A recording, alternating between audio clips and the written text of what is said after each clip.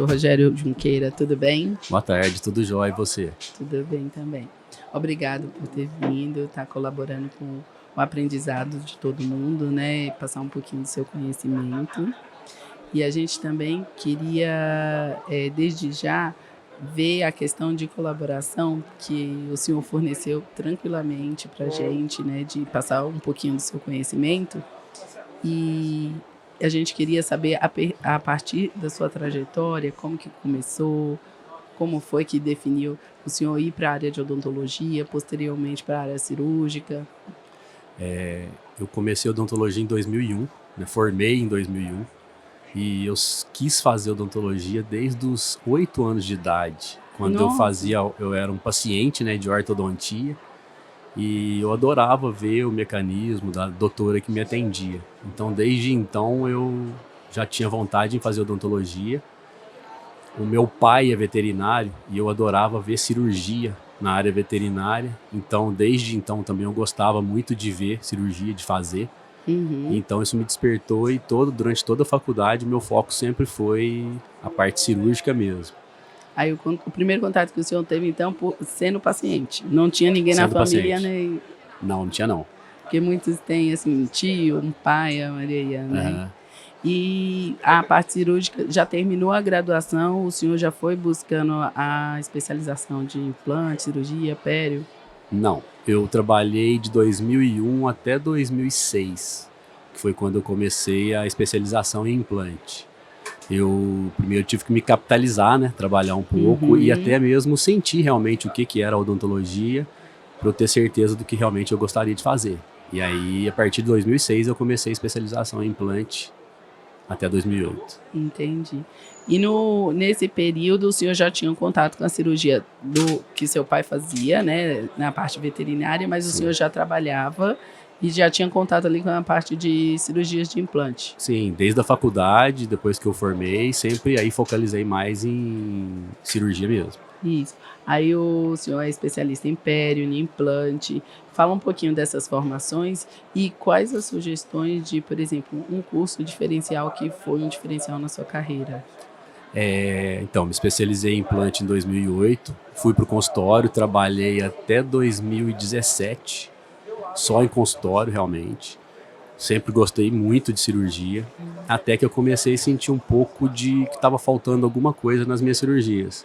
Foi quando eu fui buscar o mestrado e a especialização em periodontia. E terminei em 2019, defendi o mestrado em 2020 e acho que foi um divisor de águas na minha vida, porque além de ficar hoje no consultório, eu dou aula também. E a periodontia realmente eu achei que foi o complemento para o que faltava nas cirurgias que eu fazia. E foi o que me apaixonou mais. É o que eu mais gosto de fazer hoje, é a parte de pério. E hoje, querendo ou não, essas cirurgias periodontal é um diferencial na cirurgia. Que não é só reabilitar, pôr o dente, que vai ficar bonito. Não, tem que ver essa estética vermelha que está fazendo o diferencial do bom profissional, né? De um profissional que só coloca um implante. É isso aí. Hoje o que está em alta é a estética rosa, né? Que a gente chama. Não adianta você pôr um dente bonito, branquinho, se você não tem uma gengiva contornando. É a moldura do quadro. Exatamente. Está sendo todo o diferencial de qualidade do profissional, né? Com certeza. Nessa trajetória teve dificuldades, né? Querendo ou não, porque tem alunos acadêmicos que pensam que ele é professor, ele conseguiu tudo fácil, é tranquilo. E a gente sabe que é uma trajetória muitas vezes difícil, às vezes abre mão muito da família para estudar, que nem professor, querendo ou não, hoje o senhor ainda atua, abre mão às vezes de finais de semana, aniversário de um, de outro, acaba sendo cansativo, mas está numa batalha constante ali para o aprendizado. Com certeza. A odontologia é isso, né? Nem só como professor, mas a odontologia ela é dinâmica, está sempre mudando. E para que a gente faça uma odontologia de qualidade, a gente tem que estar sempre estudando. Então, exige sim um sacrifício, mas que no final vira prazeroso. Sim, sim, e a gente faz assim de ver o resultado e a satisfação do paciente é o que acaba enchendo nossos olhos de alegria ali Com no certeza. final, né? Tá? Nesse caminho e nessa trajetória que o senhor foi batalhando no cada dia, hoje o senhor se dedica mais nessa questão de estética da gengiva, Sim. né? E o que o senhor acha que seria de dica para dar para ter um cuidado? Assim, por exemplo, hoje em dia está em alta, por exemplo, fazer facetas em resina. O que os dentistas têm que ter cuidado com essa gengiva? O que os dentistas têm que ter cuidado até o acadêmico, numa simples extração de dente? Sim. Ó, em relação à faceta de resina, por exemplo, hoje em dia é um boom realmente. E a galera preocupa com a estética, mas nunca preocupa, às vezes, com o término dessa resina. E eu, como periodontista, a gente fala que é um crime. Você olha o sorriso de uma pessoa, você vê que está um halo todo vermelho ao redor dessa resina devido a um degrau que deixaram. Então, realmente, a preocupação com o espaço periodontal, com a higiene do paciente, no caso aí de uma extração, cuidado para não danificar essa moldura que eu disse no início do quadro, para que a gente consiga realmente obter um resultado, senão não adianta colocar o dente bonitinho ali. Então, o periodonto hoje, tanto do implante, né, e do dente, a gente tem que respeitar cada vez mais. Por isso que a periodontia está crescendo tanto. Está crescendo. E nessa prevenção alveolar, o que o senhor acha mais importante?